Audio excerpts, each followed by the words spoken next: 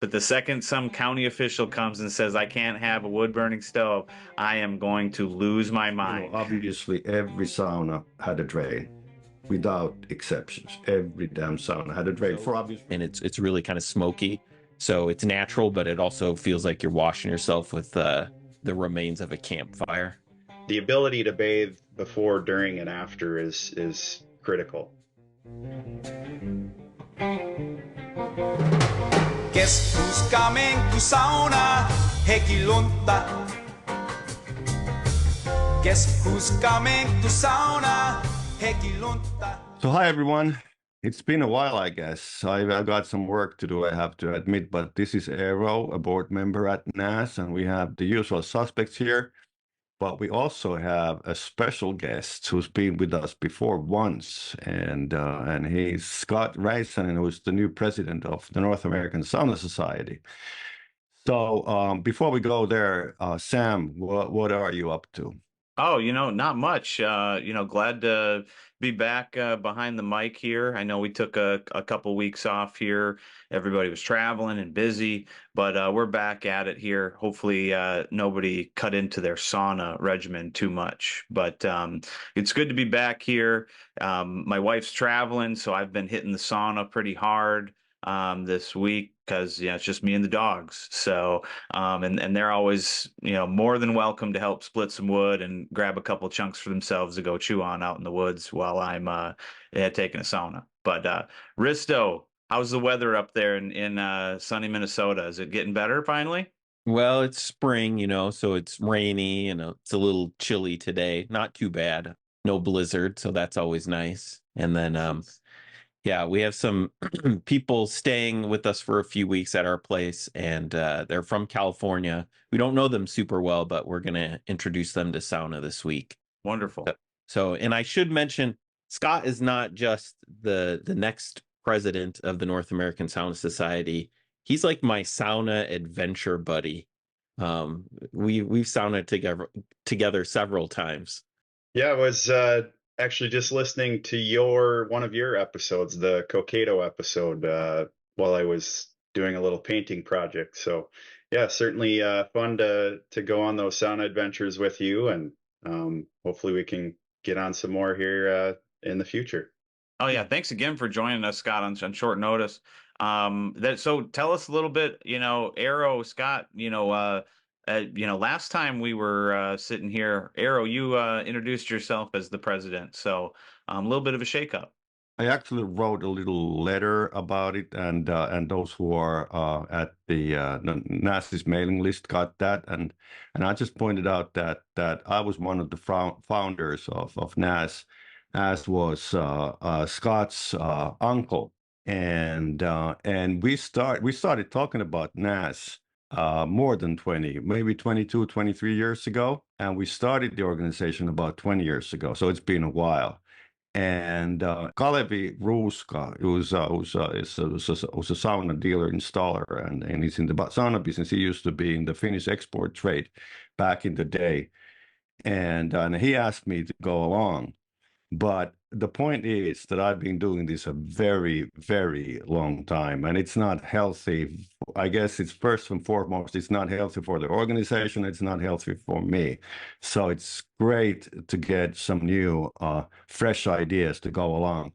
But I'm super grateful, and obviously it's been a ride that I've enjoyed. There's a lot of passion obviously involved, and way or the other, and we have to be careful. And I always say the same thing.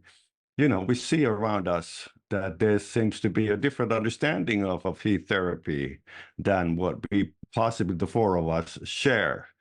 And you just can't keep banging your head against the wall. You need to find ways to explain to people that there's more, where that came from. But anyway, it's been a great ride, and I'm very grateful to Scott that he's taking over. Yeah, and I'm thankful that you were there with NASS, Eero, when this non-Finnish, really not a Minnesotan guy, I'm originally from California, when this non-Finnish guy stumbled into, hey, there's more to this sauna stuff than I realized, and then found the NASS website and reached out to you. you know, as we're doing our family podcast, I go back through and I look, you know, like how did we discover Cokato? How did we discover Thunder Bay? And I find emails back and forth with you saying, hey, I think we're going to go up to Thunder Bay and check stuff out. And I think it was really important for me in my journey that there was someone with the name Eero, that Finnish connection. And you weren't just talking to me about, oh, there's a heat therapy. It wasn't just like a real shallow version of sauna. You grew up with a robust Finnish version. And then with Scott stepping in, Risonen, another Finnish name, I'm thankful for that. Well, first off, I'm honored to be considered and now given the title as president. Seems like too big of a deal to make for a guy like me, but hopefully I can keep the fire lit and carry that torch that Eero has for so many years. I'll have to see about changing my first name to sound more Finnish, but maybe the last name is good enough. So. Yeah, a couple more vowels, maybe some, you know, weird symbols on top, you know. Scotty. By the way, it's kind of funny. I was going to say before Scott said what you just said. I was going to say that it's probably, you know, running the being the head of North American Sauna Society is the only organization in the whole wide North America where a funny accent and a Finnish name is sort of like a positive thing. Everything else I would consider doing, it would like a resume booster. You know, for those that maybe don't know who you are or have listened to our previous episodes, you know, and conversations with you, tell us a little bit about your sauna journey and how you kind of landed where you are. I guess I'm one of the lucky ones that probably was enjoying sauna or brought into exposed to sauna at a very young age. I couldn't tell you what age, probably, you know, a baby and sitting on a lower bench in a baby bath, something of that sort. So sauna has really been a part of my life from the beginning, which I feel very fortunate about. It was so normal, I never really thought about it. I guess now I feel perhaps how lucky I was to have that exposure so early on in my life. And then I guess it was always there, and as I grew up, I worked in production of sauna components, working for, at the time, my uncle's company throughout high school and a little bit in college. Spent a year in Jyväskylä, Finland during my college years, and really got great exposure. You know, realized a lot more finer details about sauna living in Finland. And then after college, I kind of jumped into the sauna world and worked for an online retailer out in California for a number of years, and then transitioned to commercial accounts rep back in Cokato. At the time, I believe the name was Tilo Hilo. It's gone through a number of name changes and now goes by the name Sauna 360, which I believe, Sam, you've been a part of that organization at a time. Mm-hmm. So yeah, and now I really wanted to get back into the sauna world and see if I can hopefully help in some way. And Eero and I had been talking for a while. So yeah, it just happened recently after some communication, and the board obviously decided that I would be a good fit. So here I am, and hopefully I can carry that torch. Yeah, absolutely. Absolutely. Scott, the one thing I wanted to ask you, you know, on that journey, you mentioned, you know, you went over to Finland for a year in college, and kind of really got the deep dive. What was that one spark, or what was that one thing you brought back to the US that you're like, this is what we need to implement? I would say probably just the importance of not just the sauna, but the whole idea of making sure that bathing is a key part of it. Obviously, you can incorporate that in many different ways, whether it's a rustic sauna where maybe you don't have running water, but obviously have access to water, and you could be as simple as using 5-gallon pails to bathe before, during, and after your sauna, to very intricate shower, spa, and now it seems to be cold plunges is entering that realm. But I think the key to having bathing as part of the sauna experience is really essential. And I think living in Finland, I really that's really what stuck out to me. I think I always bathed either in or during sauna in some shape or form prior to that, but living there really that really stuck out to me as a important piece to the sauna, enjoying sauna. But yeah, there were a lot of great experiences. Of course, enjoying Savu sauna a couple times. I wish I would have done it more while I was there. And who knows, maybe there will be more Savu sauna experiences here in America. We'll see. Can Well, be a I little dicey as far as codes go, and what neighbors might think of a sauna that looks like, or a building that looks like it's on fire. Well, I like those two priorities. And you're right, Savu sauna, it might have challenges in certain zip codes. We'll have to maybe talk to the president of the North American Sauna Society to have some representation nationwide for that. It's interesting that you bring up the bathing aspect. And I don't think that is, I rarely see people talk about that online, even amongst the sauna enthusiast world.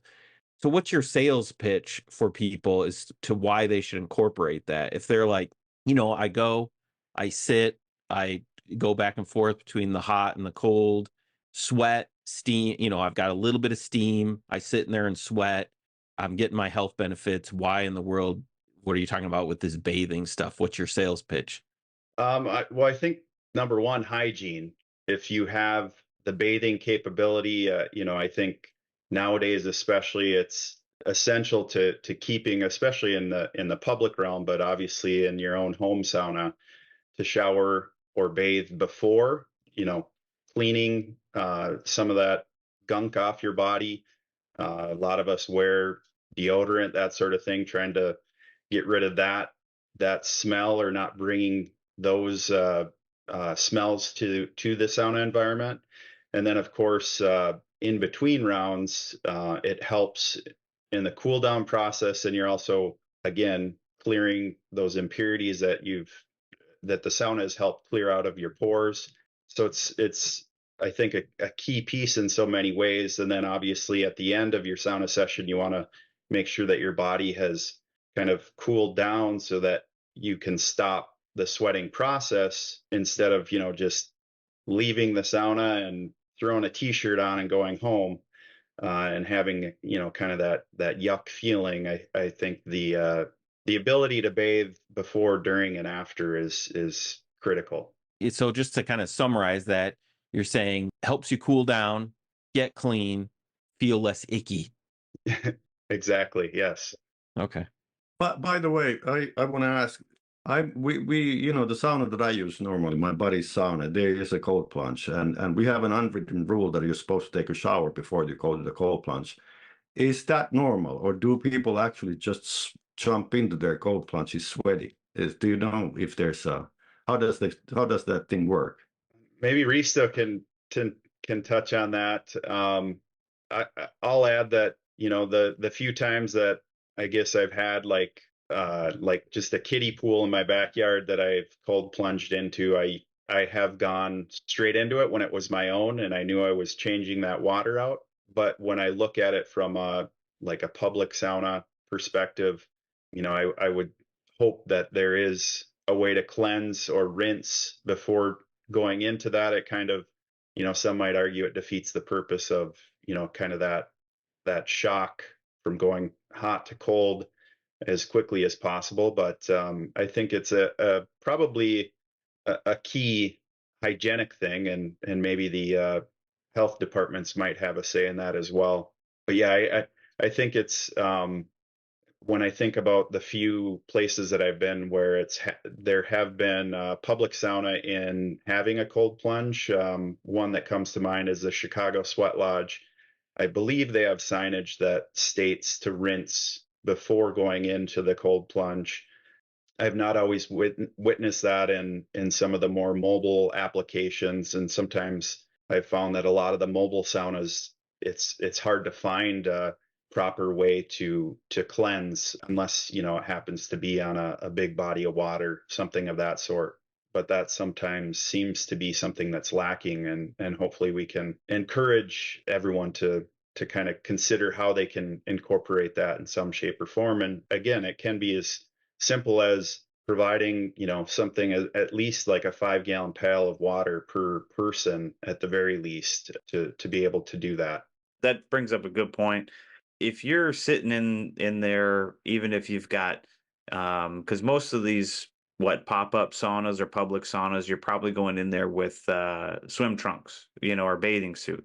You're Yep. probably not going au natural. And so if you're doing multiple rounds and you're not being able to rinse off in between, those sweaty trunks or the sweaty bikinis, whatever, it's just getting saturated in sweat over and over, and you're going back and forth and sitting on your towel. And yeah, you got to have something, at least like Scott mentioned, at least a bucket of water where I can get some fresh water introduced, get those oils and dead skin and get all that crap off of off yourself. And because that's where you're going to get smells. And the last thing anybody wants, like we talked about, the one of the good reasons for showering beforehand is getting those smells off your body. The last thing you want to do is sit next to some sweaty guy that smells like Drakkar Noir, and a Philly cheesesteak. Trust me, somebody listening has been that guy and been the guy sitting next to him. So again, try to be cognizant. If it's your own home sauna, do whatever you want. I don't care. You can put a little in the water, but you do get something in there so you can get some clean, fresh start, clean, fresh middle, clean, fresh end. All those things aid in the overall experience. I think that's why bathing is such a key point. It's about being clean, mind, body, and soul. Yeah, and if you've never incorporated the bathing aspect as part of your sauna practice, if it's just been maybe something to relax or something that you're using for a health benefit, just give it a try, see how you feel. You might find that it's more enjoyable than you think. I sauned with a gentleman the other day, Randy Lepola. Shout out to Randy if he's listening. And he built a nice wood burning sauna in his backyard. And he grew up, and sauna was their only way to bathe up in the Upper Peninsula of Michigan until like high school or after high school. So when we sauned together, at the end of the sauna, that last round, he filled up some buckets, he soaped down, he washed up, and I'm not used to doing that so much with ours. We do rinse off and cold plunge, but I followed his lead. I want to learn from that, experience it, and see if it's something I want to incorporate in my practice. Sure, yeah. Yeah, that's the way it used to be in my youth as well. At the summer place, our second home in the Finnish archipelago. I would like to ask a question of the group, and I'm just trying to maybe put myself in the shoes of a listener here. Maybe I'm not familiar with bathing in a sauna. I mean, are we talking full blown, Head and Shoulders and Dove body soap and all that stuff? And if so, what chemicals or what products should I maybe avoid in the sauna? I'll add that it could be as much as that. I would say that that's probably more common in a rustic sauna application, more of an outdoor sauna. Obviously, you want to have good drainage in your sauna if you're doing that. In Finland, even some outdoor saunas, I found that they had separate. It was still in the same structure, but they had separate. The sauna room, and then they had a washroom right outside that door. I guess I tend to lean that way myself, just personal preference. And I would say probably the biggest reason is you're able to get away from that heat and start cooling down. But certainly it could be in the sauna if you're really wanting to get a good scrub, cleaning. as far as, things to avoid, obviously it's personal preference, but I would tend to lean towards, not a lot of perfumey type soaps, just as natural as you can find. And then as far as if we talk about like a modern sauna that's in your home, I would encourage anyone that maybe is considering adding a sauna to their home to really think about that wash space. Usually separate and right outside would be ideal. And if that just can't happen, then I would say hopefully have a bathroom with a shower very close by it would be worst case scenario. Best case right outside it, right outside the sauna door, in my opinion. But I'll let you guys chime in as well. We recently went through again, a bunch of U personas where a lot of them have, I mean, full blown shower heads inside the washroom. Now, a lot of them had I felt like there was a lot more tile, and these hot rooms were really designed for the maximum amount of water.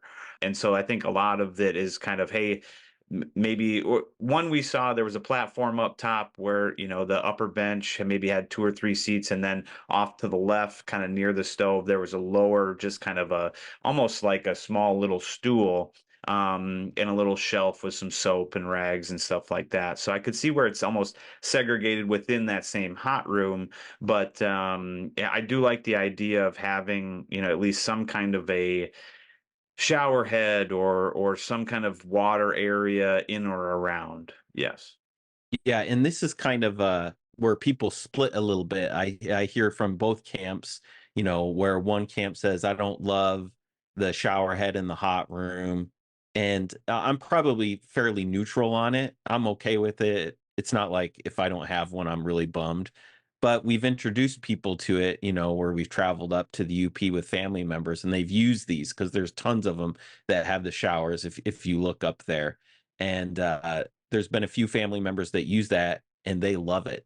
They're like, oh, if I built a sauna, that I would want one in my sauna. They really like having that water in there. And then you asked about products. Like whenever I'm looking at saunas at an Airbnb or somewhere to go use, if there's a bunch of shampoo bottles and a soap, and maybe a razor sitting down there on the lower bench on a caddy, I know it's a Finnish sauna and I know it's probably going to be pretty good. I'm kind of a hippie, so I'm with Scott. I would use like really natural stuff.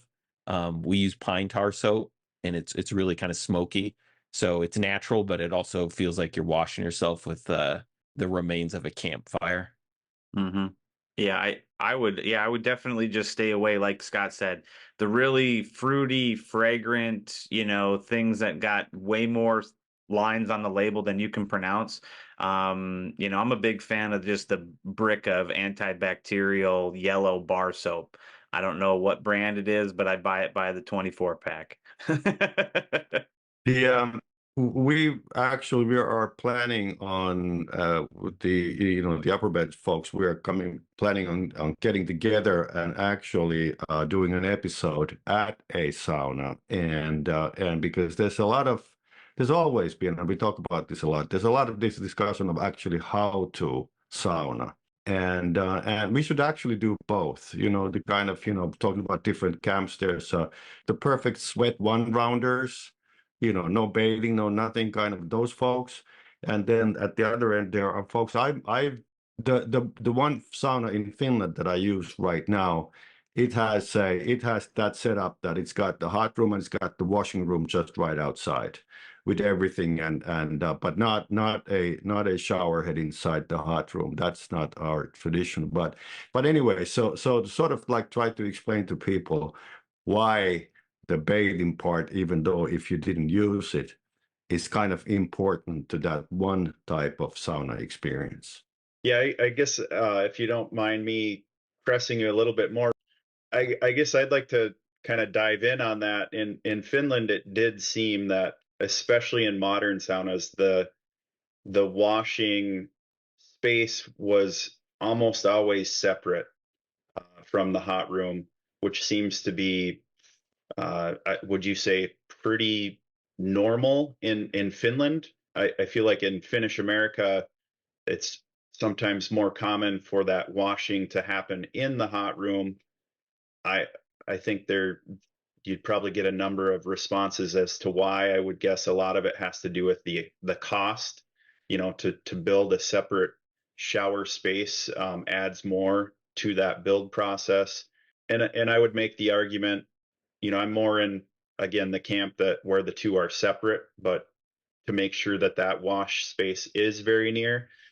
And this is perhaps where Risto was kind of saying there are two camps where there's bathing in the sauna or bathing right out the sauna. I think when especially when you have like a shower head or plumbing in the sauna, you can of course have the risk of that water being too hot when initially first turned on, like scalding hot. And then, I would caution just the general population that it can likely cause a lot more wear and tear on your sauna heater, be that an electric or a wood burning sauna.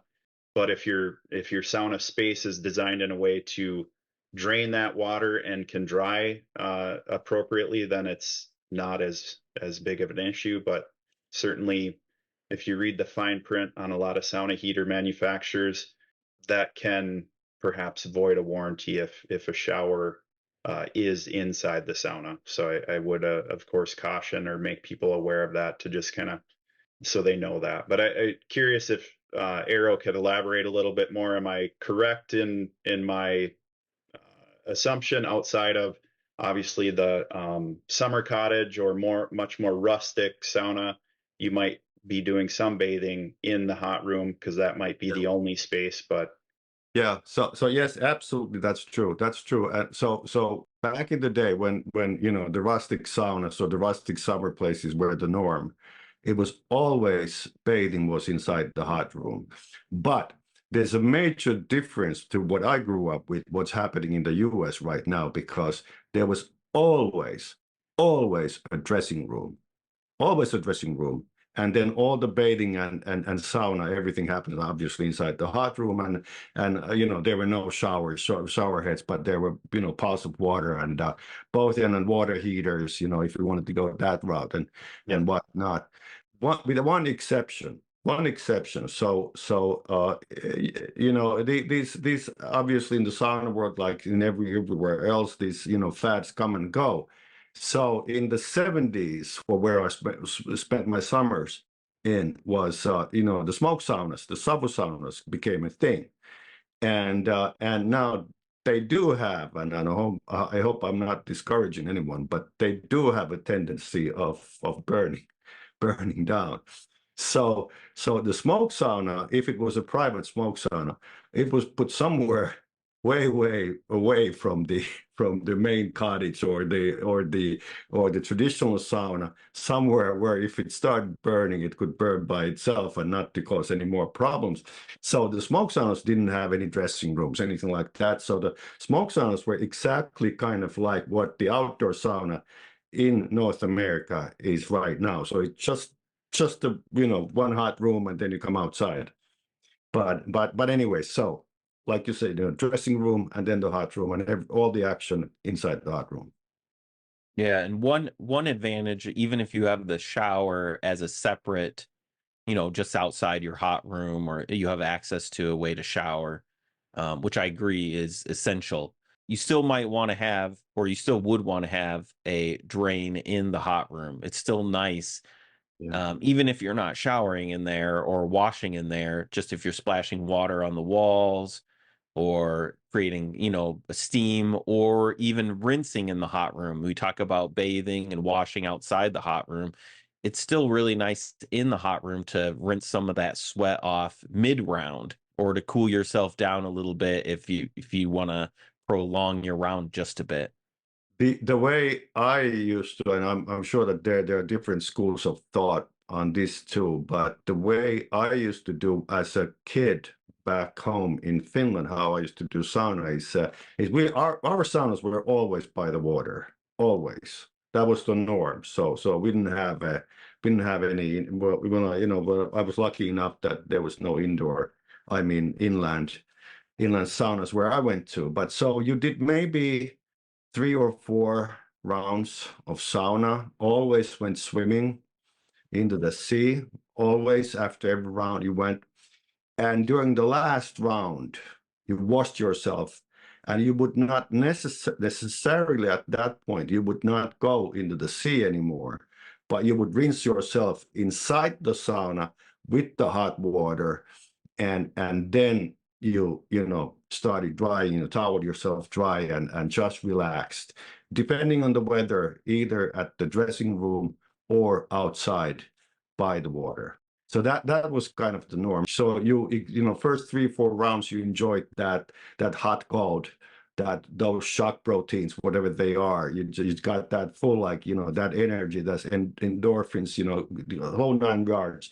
And then the final round, the washing, the rinsing, you know, the feeling of ultimate clean that you reached. So that was the way. And also, and obviously this is one of those hot topics, you know, obviously every sauna had a drain without exceptions. Every damn sauna had a drain for obvious reasons, because you know you couldn't have done what you did without one.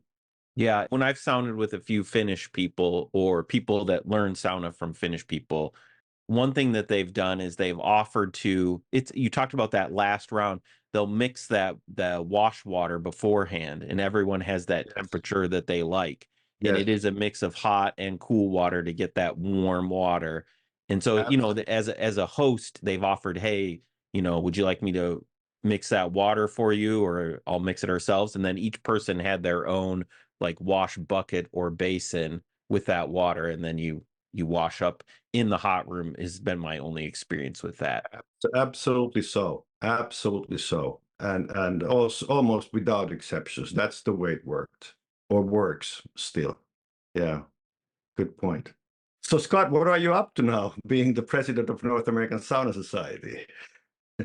Just trying to learn everything. There's a lot to take in, and Eero, you've been great to send all that my way, and hopefully I can grasp it all in a hurry and kind of take off running here in short order. Scott, if you could, you know, wave a magic wand, you know, and of course, the first thing would be everybody has an awesome sauna, you know, but I mean, what are some of the early, you know, things that you want to see done with NASS and sauna culture going forward? You know, it's a tough one to answer right out the gates. I'm putting you on the spot a lot today. I know. I'm sorry. Well, and this is a magic wand, so you get to Magic wand. really go Yeah. I big. mean, I, if you had a I magic wand, you could put a drain in my sauna because I didn't want to do any concrete work. yeah, drains in every sauna. No, I think big picture is just to try to bring as many people together towards in pushing Finnish sauna forward.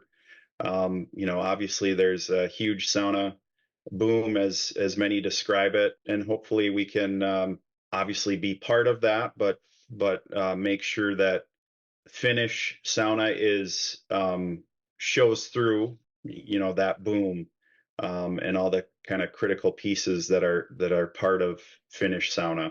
Magic wand, I don't, Savu saunas on all coasts and There all, we go. you know, things like that, but that might be a little far fetched. But yeah, I think maybe not Savu saunas everywhere, but really good public sauna with proper bathing from start to finish, I guess, pun intended. I think it's coming. I do really believe that a lot more metropolitan areas, you know, if they don't already, they're going to have saunas, you know, shortly. And hopefully, you know, these public sauna establishments, they're not going to be created equal. So we are going to have to rely on each other here to know, hey, which ones are good, which ones aren't, and let's make sure we keep propping up those good ones. I guess I'd add is, you know, the fact that there is multiple podcasts and a lot of people talking sauna. I think that's only good, and hopefully those conversations continue, and I think because of that, it's going to force the sauna companies to obviously continue to bring quality product here to North America. I mean, up until the recent boom, there were only a few sauna heater models available, and then you would look over on the European version of any of those websites, and you're like, hey, why don't we have that here? And obviously there's it gets a little tricky bringing a sauna heater to America as far as different codes, building codes, that sort of thing. But you are seeing a lot more heater models in North America, which is great. I think that, and paired with the overall general population, not just Finnish Americans, but all Americans having that conversation about sauna, I think it's only good, and we just have to make sure that we continue, carrying that torch as far as where Finnish sauna fits in all the different ways that heat therapy is showing itself here in America. Kind of rewinding the clock, we've alluded to this a little bit. This isn't the first sauna boom in North America.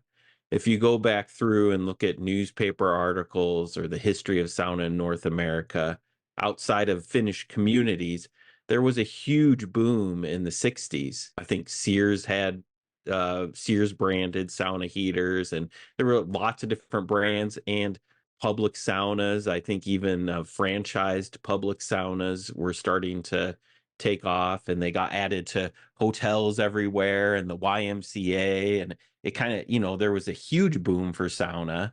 But yet, when it came to like late 80s and 90s, there were a lot of cedar closets sitting empty. Most of the hotel ones weren't that good. And as far as the understanding of sauna, it was almost non-existent outside of those Finnish communities. Being an American, but also having grown up with Finnish sauna, what do you think happened in the 60s and 70s, and how can we not repeat that cycle of having it die off?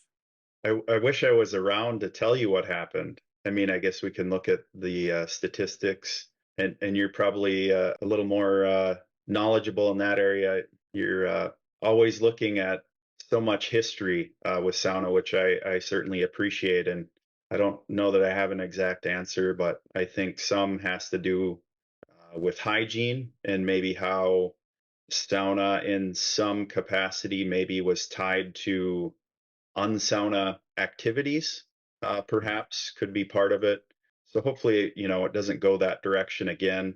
I don't think it will, but I think that was maybe part of it. I don't know that it was all of it. And then as far as, mentioning saunas, and, there used to be a lot more saunas in hotels, along the pool deck, that sort of thing. Is I don't know if it was just a matter of a hotel got a sauna and then that's it. They never did anything to upkeep. And not like upkeep is terribly hard, but a lot of them, I think, go neglected. And the same could be said for a lot of gym saunas. They just kind of build them and then kind of seem to forget about it. Not all of them, but some. So hopefully we can kind of encourage, if health clubs and hotels bring them back, is maybe come up with sort of some guidelines to help them maintain their sauna and encourage them to do that. I think if you step back and you look at both health clubs and hotels, a lot of them that do have sauna have pools. And when you take a look at pools, I mean, really a lot of work goes into maintaining a pool, and you could probably put in a quarter of the effort to make a sauna, to maintain a sauna properly. Hopefully we can encourage those types of facilities, if they do continue to have sauna, to just put them on a pretty basic maintenance program. And they may have to be redone from time to time due to just the sheer numbers of people going in them. But also saunas in health clubs and hotels, I've seen a lot of interesting ways that they're being used. So hopefully the boom of sauna and proper sauna can help so that people don't abuse them, like I've seen in a lot of health club environments, whether it's doing aggressive exercises. I mean, I've seen weights thrown around. It's interesting what sometimes happens in a health club sauna. And I think a lot of people are pretty quick, especially sauna enthusiasts, are pretty quick to put down a health club sauna and a hotel sauna. And I think, in fairness, yes, but let's maybe look at what can we do to make them better. And I think it's demanding. If it's always frustrating that if a hotel lists on their amenities they have a sauna, I always try to find, like, is there a picture of it? Like, what do they mean by that? And oftentimes it's not a sauna. It's an infrared room or a neglected sauna. But you can still, if you're creative, you can make a neglected sauna work for you, but it may take a little more time once you show up. You kind of have to maybe clean it up a little bit yourself somehow and rinse the rocks off before you can fully enjoy it. Yeah, I would like to see sauna companies. You talked about the maintenance plan. That's a good idea, thinking of that long term. We're with you for the long haul. We just don't install it and then 40 years down the road, Risto runs into it and cries. But also, maybe part of that maintenance is like the education piece, for the staff and for the people that come use it, because just having a sauna there without knowing how to do it, most American conception is just sit and sweat, unless you ran into the health podcast that talks about maximizing your fitness, and then you're going to try and fit your exercise bicycle in the hotel sauna or something, something crazy like that. But it is a cultural practice, and there's a lot that goes to it. It's very robust. If you were to open like a not well understood ethnic restaurant in your town that's like, food from Bhutan, half of what you're going to be doing, or 3/4 of what you're going to be doing, is actually educating people for what this is. You're not just providing, like, open the doors and they will come. You have to educate people. What are the flavors? How do you eat this? What's the base food? Is it bread? Is it rice? Is it, how to think of the food, not just eat it. And so I think for sauna, I would love to see companies really emphasize that aspect as well, the Finnish cultural aspect. Sure. I think a good point, and perhaps a good point for the North American Sauna Society to figure out how to put together more educational material for the general population. And obviously that likely can be done with the different partners that they have. And then going back to kind of this discussion of hotel and health club saunas kind of falling by the wayside, or the maintenance not being done, I think a perfect opportunity for a lot of these up and coming sauna companies to really take advantage of offering pretty basic service, but almost an essential service for particularly hotel saunas, but could be even home saunas for those that maybe don't understand it's very basic, but necessary as far as the maintenance and servicing of a sauna. I feel, when I listen to you guys, I feel that we should talk more about a procedure where you anchor your sauna procedure to something. So it like most of the people are anchoring the sauna to the wellness, to the health thing, and then there are people who are anchoring, like back in the day, to yourself, personal hygiene, because that's kind of how the whole thing started, with hygiene wise. And then there are the social aspects of sauna bathing, and they really don't kind of meet when you go to the ultimate health wellness kind of a thing. That's like, in a totally different corner from everything else that is happening in the sauna, and going to the education part. So that's a big thing to educate people, that they understand. And when you come to the say that, not the wellness but the health part, again, coming to the thing that what you've said, Scott, that you've seen people in health clubs and whatnot, having them fully clothed and sitting there like pre-exercise thing. That's actually not good for you at all. You shouldn't go there in the first place. Besides, you're making the place dirty. But anyway, so I guess, the discussion about, what is a person wants to have a sauna, the question is why and what for. and then like take it from there. Okay, so this thing is not for you. If you want to socialize in a hot room, maybe you're not going to buy yourself an infrared room, because that's not the best possible for that purpose, and so forth and so forth. Well, and I think Sam had said this, was it a week? Oh, it was last week, and we didn't record it, just our informal talk. You said something, so I definitely should bring it up because it's not on one of our episodes. Yeah. Sam said something great, which was that, how do you pass on a cultural practice? It happens as a family tradition. When people have a Christmas or a Thanksgiving meal together, they're not thinking like, oh man, Thanksgiving meal, I get like the right amount of macronutrients. Let me tell you about the health and wellness of that. Even though your Thanksgiving meal, if you don't eat too much, could actually be good for your body, there are nutrients there.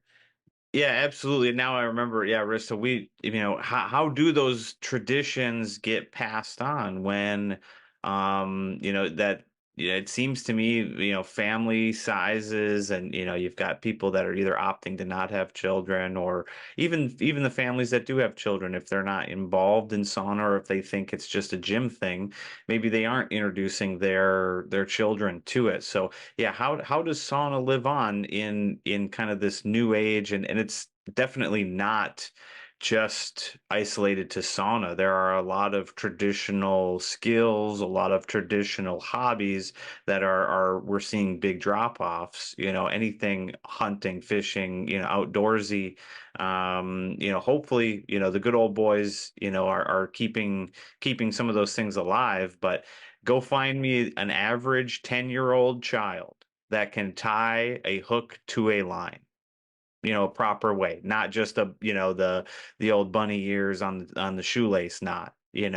So those things, how do we, yeah, we got to keep these things going, and how do we do that if it's not going to be in a family setting? Again, there's no right or wrong answer there, just definitely food for thought for our listeners.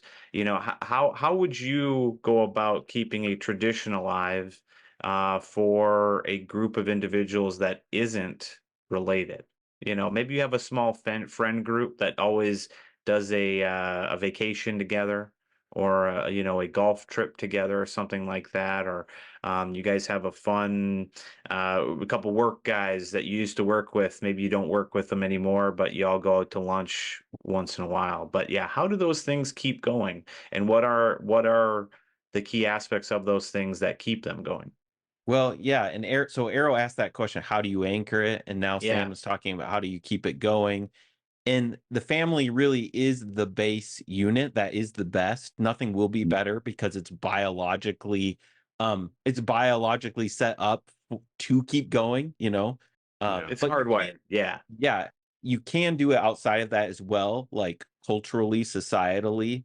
It's maybe that second layer where it's the 4th of July, the St. Patrick's Day, where you wouldn't necessarily have to have a family to participate in that. If you lived in somewhere like Finland or on the Upper Peninsula and you didn't have a family, you were just a single guy or gal, you would still could participate in sauna because the whole culture around you understands it and participates. Hmm. But I guess for people, if you have one, tie into that Finnish culture, learn from them. That's how you're going to pass it on, because they have that robust, compelling expression of it. It's not just here's a prescription for a health problem. And then if you have a family, get your kids involved.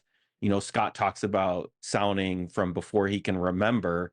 That doesn't happen in the health and wellness crowd. So I don't have a lot of confidence that that practice will be passed on. Maybe it will be. Maybe it'll become part of the culture, like yoga places, and we'll see like how long that lasts.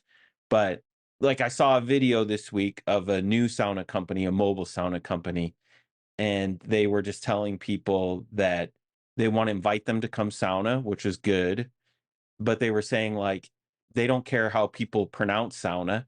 And to be honest, I don't really care either, but it's not my language, it's not my culture. It's kind of weird that if you're not Finnish, that you're out there saying like I'm not gatekeeping. It doesn't matter how you pronounce it, and almost doesn't matter how you do it. That's a little presumptuous. and people are going to miss out on like the good cultural aspects. Yeah, yeah. If I opened up a barbecue stand and said it doesn't matter what barbecue is, da da da da da, and I'm microwaving hot dogs, and serving it up as barbecue, I think there's going to be a couple guys that come say, "Hey, that's not barbecue." See, I know that it's only a fraction of the population, but now that Finland finally joined NATO after decades and decades of this neutrality, now actually the American armed forces are going to experience, some of them, the real deal. So I accept some consequences out of that thing. It might be that some of the worst gym saunas are not very popular after that anymore. We could, as always, we could spend the whole day here, but I have to get to the final round of questions, points and comments at this point, obviously, to Scott, the new president of NASS. So tell him what he definitely should not do. Let me get a pen here. I could really, I could say quite a few things, but no, Scott, I'm excited to have you involved with NASS, and I really just want to be hopefully a helpful hand, and I think that's how everybody should kind of approach it. I don't think we're in the business of putting anybody down or anything like that. We do want to be inclusive, but we want to just make sure that we are, making that cream rise to the top, and promoting the cultural positivity of traditional sauna is again what NASA's mission is. So I'm looking forward to you keeping that torch lit. The only thing I think my ask would be that, again, I know the UL battles are insane. I know the code battles for building restrictions. Again, no one's putting a smoke sauna in their backyard in a HOA anytime soon. But I would love to see more emphasis on what NASS can do to help the DIY community as well as the wood burning community. Yeah, even if there were just some articles or resources, even if it's not like legally binding, just some sort of backstop that if my insurance company is giving me crap about having a whatever it is, a wood burning sauna, or however my setup is, as long as it meets basic safety, you could just refer them to, oh, look, NASS says this. Because actually I heard recently that wood burning saunas were, I believe, outlawed in East Grand Rapids, Michigan. So I reached out to their mayor to ask about that, and just to confirm that, because you never know if what you read is true. And she did seem to confirm it. I asked her if she's ever used sauna. She said she has. So that's where places like NASS and other larger organizations can maybe represent the sauna community and step in and say, hey, is there a misunderstanding? How can we help clear things up? And Sam, you did a good job of balancing my cranky old man with the positive focus. That's good. Hey, the second somebody comes onto my property and says I can't have a wood burning stove sauna, a wood burning heater, that'll be, everybody's got these grandeur ideas like, oh, hey, the man's coming to get me. They're going to come and take this away from me, or they're going to come and lock me up. No, I'm not worried about any of that. But the second some county official comes and says I can't have a wood burning stove, I am going to lose my mind. Yeah, and the only thing I asked Scott is it's not NASS related. Let's go on another sauna adventure sometime. Absolutely, right. Yeah. We need to get this group together for a sweat. That sounds good to me. My final thoughts are that we have been quite some time, and we've spoken about this too, but we are building this sauna ambassador network. And we were just actually, I was talking to Finlandia Foundation National, and the idea is that they would join the cause. And Finlandia Foundation has 60 chapters around the United States, and there has to be, because it's Finlandia Foundation, there has to be somebody who understands something about real sauna at every chapter of Finlandia Foundation National. So that's something that we're going to be working on in the quite near future, actually. And Scott has already said that he's as far as I can tell, all for it. So we're gonna have some boots on the ground, so to speak. But I wholeheartedly thank Scott for stepping up, and we have some homework to do with the upper bench folks, and I'm sure that this is not going to be the last time we hear from you, Scott. So I mean, the upper bench hears from you. So. Well, I appreciate you guys having me on, Eero. Thank you for believing that I can fill your shoes, and hopefully I can do that. And I guess you guys recorded this, so your list of these things that I need to accomplish, they're out there. Saved for posterity. Yeah. Yep. It's a living record now. So you're gonna have people on YouTube, 3 years from now saying, "Hey, how you coming with that?" If you let me ask a question, if we do get together, where is this going to be? Are we going to New York? Are you in the Carolinas, Sam? Yep. Yeah, I'm down by Greenville. Or are we going to make you guys come to Minnesota? Well, I can always get back to Minnesota. I've got plenty of family up there. So my wife's actually there right now. It might be before, we don't have to wait this long, but another possible option is we're considering an upper bench get together in the fall. And Toronto? I think we're looking at Toronto for that. So yeah, I think we should do that. Yeah.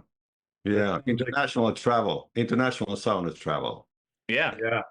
I got my fresh passport, so yeah. I almost have mine renewed. Maybe in a couple weeks I'll get it. I don't know. We'll see how long it takes. But yeah, based on I think a more recent episode that you guys did with is it Marcus? Marcus, yes. Yeah, it sounds like a lot of exciting things happening in Toronto that maybe were flying under the radar, at least for a lot of us Americans. So that was great to hear that, and a very refreshing conversation with him is what I took away from that episode. So, okay, thanks, guys. See you soon. Till next time. Appreciate it. Appreciate it very much. Thank you, guys. take care.